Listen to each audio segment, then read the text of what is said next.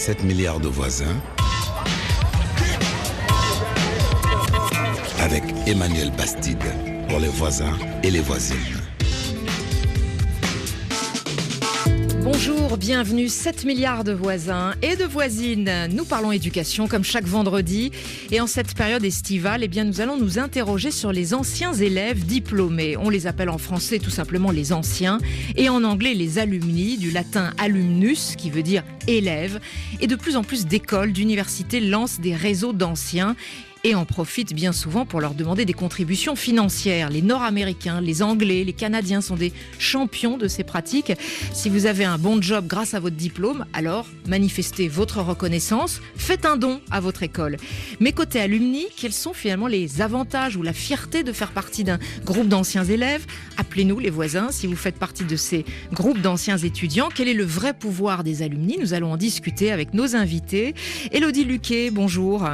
Bonjour. Vous êtes directrice du bureau Europe HEC Montréal, ancienne élève de HEC Montréal d'ailleurs accessoirement. Rien à voir HEC Montréal avec HEC en France, donc école de commerce au Canada, avec bien sûr un gros pourcentage d'étudiants étrangers. Oui, effectivement. HEC Montréal compte un pourcentage très important d'étudiants internationaux.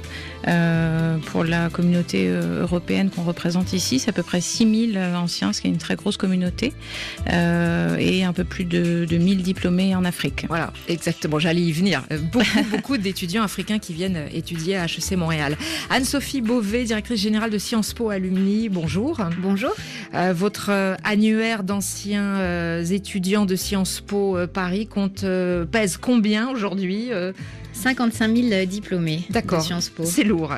Et d'ailleurs, je dirais que l'association Sciences Po Alumni, je ne sais pas si c'est un statut d'association, mais en tout cas... Si, absolument. On a un statut d'association, loi de 1901, et reconnu d'utilité publique. C'est une multinationale à elle seule, vu le nombre d'événements, de sollicitations des anciens que vous marquez. Vous avez publié d'ailleurs également Sciences Po pour les nuls, aux éditions First. Bref, vous savez vendre une marque, on peut dire. Thierry Valentin, bonjour. Bonjour. Directeur général adjoint de Campus France, c'est le guichet unique du gouvernement français pour accueillir les étudiants étrangers. Et jusqu'il y a peu, les centaines de milliers d'étudiants étrangers qui étaient diplômés en France repartaient ensuite dans la nature, si je puis dire, c'est-à-dire dans le monde entier.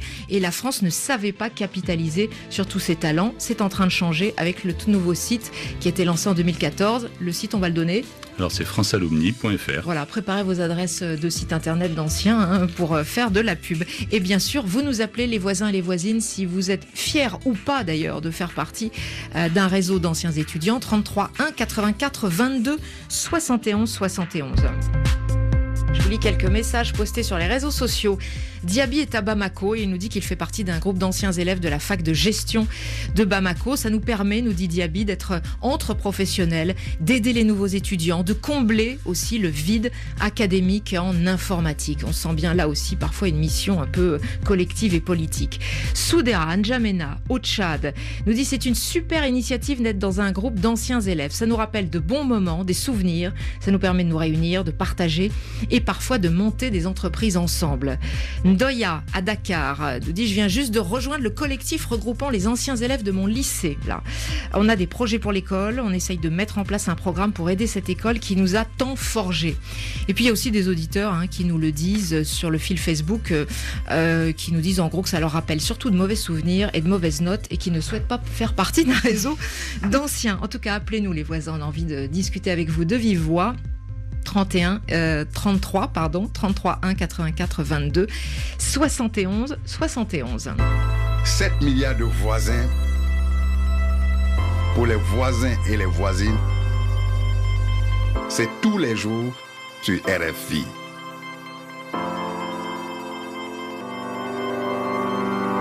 Nous sommes en ligne avec un voisin qui nous appelle de Bambey au Sénégal. Bonjour Amadou. Bonjour Emmanuel. Vous avez 30 ans, donc diplômé depuis un petit moment de l'université de Bambey à 100 km de Dakar, c'est bien ça ? Pour être plus précis, à 120 km à l'est de Dakar. D'accord, très bien. Et pourquoi nous appelez-vous finalement ? Alors expliquez-nous. Mais alors moi c'est Amadou Faldou, je fais partie de la première promotion de l'université Alioune Diop de Bambey. Alors le 24 avril passé, on a eu à fêter la 10e anniversaire de l'université Alioune Diop de Bambey. Et c'était un moment extraordinaire parce qu'on devait aussi lancer le réseau des alumni, le premier réseau de l'histoire de l'université.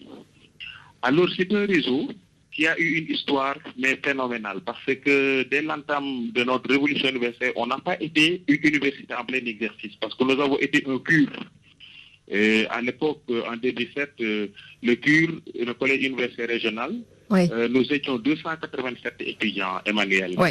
Mais alors, vous dites une histoire extraordinaire. Bambey, l'université de Bambey fait partie de ces universités secondaires qui ont été créées pour désengorger l'université Cheikh Anta Diop de Dakar il y a plusieurs années. Ça a aussi été une histoire très chaotique avec énormément de protestations d'étudiants mécontents qui disaient « nous n'avons pas les moyens d'étudier ». Comment ensuite, 10 ans après, on peut être fier de faire partie d'un réseau d'alumni finalement ? Mais absolument. Et c'est ça que je voudrais vous expliquer. Le réseau des alumni de l'université Alioune Diop de Bambey, ce qui nous a permis de mettre cela, c'est que depuis la naissance de l'université en plein exercice en 2009, jusqu'à nos jours, on a gardé les contacts. D'accord. Et que les bons souvenirs, si je comprends bien. Mais que des bons souvenirs. Le 24 avril passé, Emmanuel, lorsque nous étions ensemble, mais c'était des souvenirs extraordinaires qui revenaient. Aujourd'hui, les amis sont aujourd'hui de très grands responsables.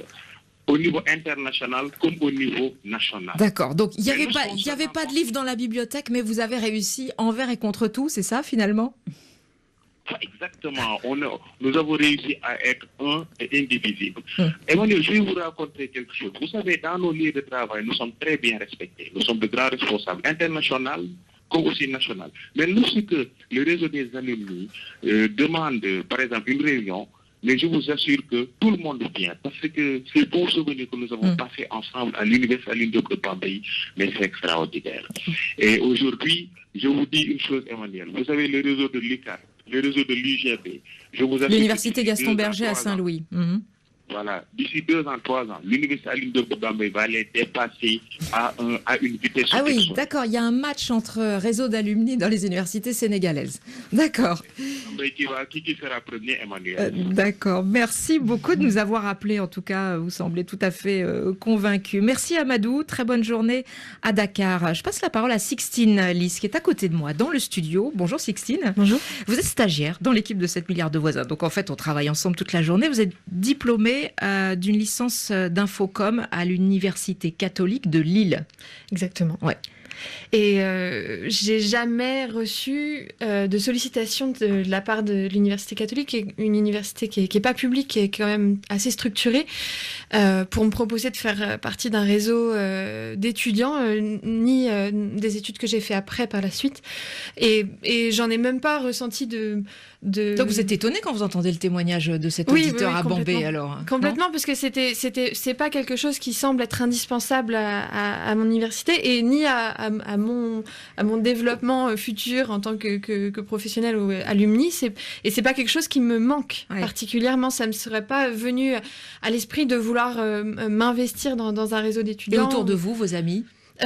Pas non. Vous venez d'être diplômé en plus. On vient d'être diplômé, ça fait pas du tout partie de notre. Alors qu'on fait partie d'un métier, le journalisme, qui est quand même un métier de réseau, et ça nous est pas venu à l'idée de se renseigner sur un quelconque réseau d'alumni ou même de vouloir. Et surtout et vous n'êtes pas démarché ni par votre université catholique, qui est pourtant une université privée, extrêmement organisée. Vous n'avez pas été démarché. On n'a pas été démarché. Je reçois parfois des mails, des newsletters qui m'informent, qui me donnent des infos, mais je n'ai jamais reçu de demande. Donc la France a encore du travail. Merci beaucoup pour le témoignage, Sixtine. Élodie Luquet, Anne-Sophie Beauvais, Thierry Valentin, comment vous réagissez par rapport déjà au problème de la culture française ?